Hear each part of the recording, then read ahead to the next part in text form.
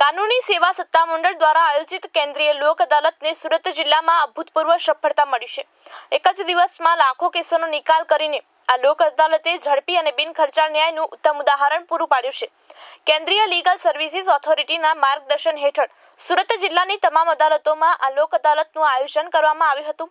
આ પ્રયાસોના પરિણામે એક જ દિવસમાં 97,331 કેસ હાથ ધરવામાં આવ્યા હતા, જેમાંથી રેકોર્ડ બ્રેક 95,369 કેસોના સફળતાપૂર્વક નિકાલ થયો હતો। આ સમાધાન દ્વારા રૂપિયા 126 કરોડથી વધુ માતબાર રકમનું સેટલમેન્ટ પણ કરવામાં આવ્યું હતું। આ લોક અદાલતમાં વિવિધ પ્રકારના કેસોનો સમાવેશ થયો હતો।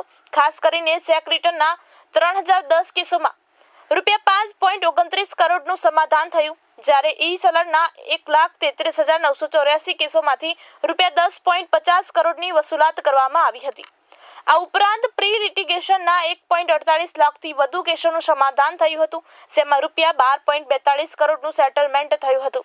આ લોક અદાલત ખરેખર ન્યાય પ્રણાલી માટે એક મોટી સિદ્ધિ છે। અમે જોયું કે એક કોમર્શિયલ સ્યુટમાં રૂપિયા 36 કરોડથી વધુના દાવામાં સમાધાન થયું, જ્યારે મોટર અકસ્માતના એક કેસમાં પીડિતને રૂપિયા 1.80 કરોડનું વળતર મળ્યું હતું।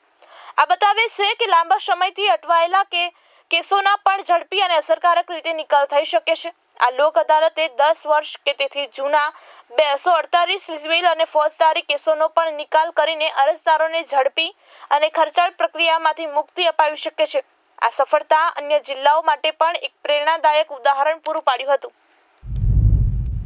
કે તમામ પ્રકારના કેસોમાં કે મોટર અકસ્માત વળતરના કેસો હોય, ચેક પરતને લગતી ફરિયાદો હોય, દીવાની તકરાર હોય, શિક્ષામાં માત્ર દંડથી શિક્ષાપાત્ર થઈ શકે એવા સમાધાન લાયક ફોજદારી કેસો હોય કે ઔદ્યોગિક તકરાર હોય કે દાંપત્ય જીવનને લગતી તકરાર હોય, આ તમામ પ્રકારના કેસોમાં જેટલા પક્ષકારો આવ્યા છે એમને ચોક્કસપણે સમાધાન થાય એવી મારી આશા પણ છે। અને અમે એવું વિચારીએ છીએ કે અને અમને પૂરી શ્રદ્ધા છે કે ગઈ લોક અદાલતની જેમ જ સમગ્ર રાજ્યમાં સુરત મોખરે રહેશે સમાધાનમાં, અને આપણે ફરીથી તમામ લિટિગન્ટ્સને ઇનએક્સપેન્સિવ અને પ્રોમ્પ્ટ જસ્ટિસ એટલે કે બિનખર્ચાળ, ત્વરિત અને વ્યાજબી એવું સમાધાન તાત્કાલિક મળે તેવા પ્રયાસ થશે।